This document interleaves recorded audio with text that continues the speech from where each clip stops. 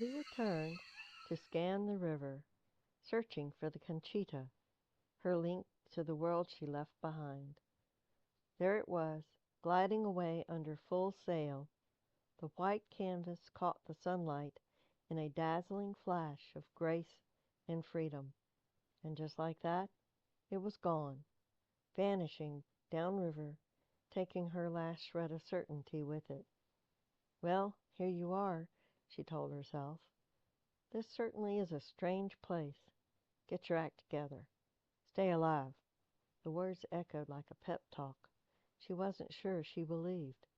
Alejandro and Mike had already started unloading supplies, hauling boxes toward the hut. "What can I do to help?" she asked Mike, determined to sound capable. "Can you build a fire?" he asked over his shoulder. "Yes, as a matter of fact, I can," she replied, maybe a little too fast. She gathered dried reeds, twigs, and palm husks, fashioning a tidy nest of kindling near a flat rock. "Do you have any matches?" she called out. "Nah," Mike said. "You gotta rub some sticks together." He didn't smirk, but she felt the challenge in his voice. "Oh, well, that's going to take a while," she said, crouching to arrange the fire as if she might actually give it a go. He watched her a beat longer than necessary. "Here you go," he said finally, tossing a bright blue butane lighter toward her. She snatched it midair and grinned. What kind of wimp carries a cigarette lighter? "The kind who was never a wilderness survivor, just a mercenary," he said. "Sure, I can start a fire the hard way, but life's too short to waste it on ego." She flicked the lighter and coaxed a flame into life. Within minutes a small fire crackled, licking upwards through the reeds. She sat back on her heels and brushed soot from her hands. A noise behind her made Leah turn. A woman stepped out of the hut, followed by 3 scrambling chickens and a wide-eyed toddler, clutching a wooden spoon like a sword. Leah blinked, momentarily stunned. She hadn't thought that many living things could fit inside such a tiny structure. The woman spoke to Alejandro in soft whispers, but never addressed Leah. When Leah tried to engage her in English, and then in Spanish, the effort went nowhere. "She only speaks Quiche and a little Spanish," Alejandro explained. "What's her name?" Leah asked. "Maria." At the sound of her name, the woman looked up from the table where she was chopping meat. Leah noticed how young she was and felt a pang of sadness. Such a pretty girl, living deep in the jungle, far from civilization, with little chance at education. "Don't worry about her. She's smarter than you think. And you don't want to mess with her in a fight, either. She can kick some serious ass." Alejandro's words, once again, unsettled Leah with their eerie precision, as if he'd plucked the thought straight from her. They ate by the fire in a single torch. After the first bite of fried chicken, Leah realized Maria had butchered one of the 3 birds that had darted from the hut earlier. She was impressed. She hadn't heard a squawk or seen a feather plucked. Midway through the meal, Maria brought out a second dish, a small wooden bowl covered with a woven cloth. She placed it in front of Leah with quiet ceremony. Alejandro leaned in with a smirk. "Consider yourself honored," he said. "Not everyone gets this kind of welcome." Leah peeled back the cloth and recoiled. "Monkey brains," Alejandro said, clearly amused. "Cooked with lime, garlic, and herbs, jungle style." Leah glanced at Maria, who met her gaze without expression. From the shadows the toddler squealed happily. Leah's stomach clenched. Every instinct screamed at her to get up and walk away. But she didn't. Instead, trying to shift the moment, she reached out as if to lift the bowl. Maria stopped her with the smallest gesture. "Oi! Don't!" Mike snapped. "Guests don't serve here. You offering? That's an insult." Leah froze, her hand suspended midair. The silence held for a beat before she let it drop. Unease already pressed at her ribs. Sleeping in a hut on the edge of the jungle hadn't been part of the job description. Dread coiled in her gut as she realized she'd be the main course for the mosquitoes. She wasn't offered a place in the hut. Her bed was a hammock strung between 3 trees that helped brace the structure. By nightfall, her arms were speckled with tiny, itchy red whelps, angry proof the jungle was claiming her, one bite at a time. "Yeah, the bugs love fresh meat," Mike chuckled, catching her scratching. "Why aren't they bothering you?" she asked. "They don't want this tough old hide when they can feast on you," he laughed. "Is there a mosquito net for the hammocks?" "'Fraid not." Leah did not respond.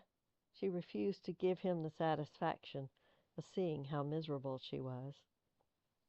Not after the monkey brains, not after being corrected for simply reaching toward a bowl. "You'll get used to the bugs in a few days," Alejandro added casually from the shadows, though his tone left her feeling exposed. "Good night," she said stiffly. Sleep would be a battle. The mosquito buzz was enough, but the jungle made its own music, rustling leaves, distant howls, and things that shifted in the dark, just out of sight. Morning sunlight barely broke through the canopy of the Petén jungle. The smell of boiled coffee and frying eggs drifted into the clearing, grounding it in warmth and routine. Leah sat sorting through her backpack as Maria cooked nearby. The men were gone.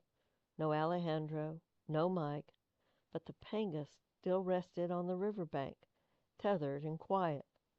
Leah wanted to ask where they'd gone, but the words caught in her throat. The language barrier made it futile, and Maria didn't look in the mood for charades. A sharp snap, the swish of movement in the jungle behind the hut. Maria grabbed Leah, nearly shoved her into the hut, backpack and all. "Shh!" she hissed, snatching a rusty shotgun from where it leaned against the grass wall. Leah yanked her 9mm from the side pocket of her pack and dropped into a crouch, sliding into position behind her in the doorway. The two women exchanged glances. The little boy had clearly been trained. He climbed into a wooden box without a sound. For a moment the air held still. The jungle was eerily quiet. The two large figures burst through the vines at the edge of the clearing, poised to shoot. Leah stared in disbelief. "What the hell is that? Are we being invaded by space aliens?" Maria didn't flinch. She kept the shotgun leveled at the intruders, who now stood before them, holding what looked like cannons, thin curls of smoke rising from their barrels. For a long beat, all four stared at one another. Maria and Leah against two figures in shiny aluminum suits, glass front helmets, and thick gloves. Maria spoke in Quiche. The strangers turned to Leah and answered in Spanish.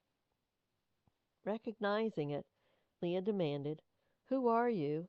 What are you doing here?" The two women were steady, controlled, their eyes never leaving the silver-clad strangers. "Por favor, perdónanos," one of them said, pulling off his helmet. "We're not here to harm you." "What are you doing here?" Leah asked, again sharper. Yes, we are here to spray for insects and flora that harm the crops and cause malaria." "Do you work for the government?" "No, no, señora. We work for the big company." "What big company?" "Centraga. They own most of the land in this area." "Why are you dressed in those suits?" "Señora, these chemicals are very dangerous. They could kill us." Her pulse kicked. "And what about us? What protects us from the chemicals?" "Señora, we cannot help that. We can only tell you not to stay here. This is where Maria and her family live. Leah jerked her chin toward Maria. What are they supposed to do? Has anyone warned them about spraying poison here? No, Senora. If you don't know, who would? Where is your boss? Where do you live? Her questions fired in rapid succession. We live in the compound for Centraga workers. How far is that from here? It is a good 30 kilometers, Senora. Her weapon stayed trained on the speaker. Around them the jungle came alive, squawks and howls, distant but too close for comfort. Is there anyone else with you? Leah asked, her voice steady. No, Senora. His eyes flicked toward the trees. Just us. They were rattled, not men used to staring down the barrel of a gun. One lifted his gun slightly. Senora, por favor, perdónanos, he pleaded, voice cracking, sincere, afraid. Leah hesitated, then lowered the pistol. She looked at Maria, who hadn't moved. A small nod passed between them. The tension broke. Take a seat, Leah said. I have more questions. She mimed drinking towards Maria. No words needed. Maria nodded once, then slipped quietly into the jungle. Leah turned back to the men. How often do you spray this area? Every 2 weeks, the man answered, his voice still tight. But we spray somewhere every day. Are the people who live here warned ahead of time? He shook his head. Not that I know of. Have you ever asked why not? I did, he said, swallowing. They told me the chemicals fade. They eventually disappear to levels that aren't harmful. Eventually, Leah echoed. Her voice was low now, almost a growl. How long is eventually when children are breathing it in? The man didn't answer. Maria puzzled Leah when she returned, not just with a bucket of cold water, but with a salvavita beer for each of them. Not ice cold, but cool enough the condensation dripped down the bottles like a gift from the gods. Leah blinked, surprised. She gave Maria a questioning look. Maria only shrugged and handed her a bottle. Turning back to the men, Leah said, I'm sorry. My name is Leah. This is Maria. I guess we forgot our manners. What is your name? I'm Hector, the man replied. This is Juan. Hector, can you take me to the Centraga compound? He hesitated. We are not supposed to take anyone there. What happens if you do? I need my job, Senora. I don't want you to lose it. Then no, he said softly. We can't take you. Leah nodded. I'll find another way. You won't be blamed. Gracias, he murmured, almost smiling. Where did Mike and Alejandro go? Leah asked. Neither man responded. When you leave, she added, please don't spray near here again. Hector gave a quick nod. Okay, and thanks for the beer, he said.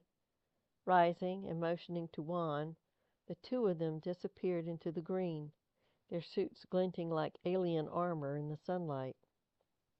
Leah watched them go, then dropped onto a low stump and took a long drink. The cold beer helped, but not enough to wash away the questions piling in her head. Why did we come here instead of going straight to the compound? I thought this area was run by local farmers. Why the spraying if the crops are so hardy? And this land, do they own it too? She glanced towards the jungle where Maria had reappeared, quiet and efficient. Nothing was adding up. And Mike? He had some explaining to do. But at 1:45, the two men returned, joking and shoving each other as they pulled a different panga onto the riverbank. Leah watched from the shadow of the hut, arms crossed, jaw tight. Uh-oh, Alejandro said, nudging Mike as they approached. Look like someone's on the warpath. I bet she's about to give us hell for leaving them here. Maria shot him a glare that could peel bark from a tree. Alejandro tried to laugh it off, but even he knew better than to push it. Leah stepped forward. her voice cool and measured. "We had some very interesting visitors while you were gone," she said. "We thought they were aliens from outer space." "Aliens? What are you talking about?" Mike asked. "Seriously, visitors in full spacesuits. They warned us to leave, but we had no way out." Leah's glare snapped at Mike. "Who were they?" Alejandro asked. "Did either of you know about Centraga's worker compound about 30 kilometers from here?" Leah pressed. "Yeah," Alejandro admitted. "But who were the ones in suits?" "They were Centraga workers, spraying poisons to kill insects and weeds. They said the chemicals were so strong they needed suits to keep from drying." "Yeah, they've been spraying around here for years. It's supposed to cut down on malaria," Alejandro said. "But the suits? That's new." "I need to get to the Centraga compound," Leah said, her voice hardening. "Why did we land here instead of going there first?" She turned to Mike. "You sent a man to meet me in Guatemala City. He drove me all the way to Livingston and told me the situation had changed, that you would explain. So explain, right now." Mike folded his arms and leaned against a post, grinning. "First of all, I still can't believe they sent a Sheila to do a man's job." The grin faded fast when Leah's jaw clenched and her eyes narrowed to slits. All right," he said, holding up a hand. "The blokes at the compound paid me to keep you away. Said you'd only muck up their plans."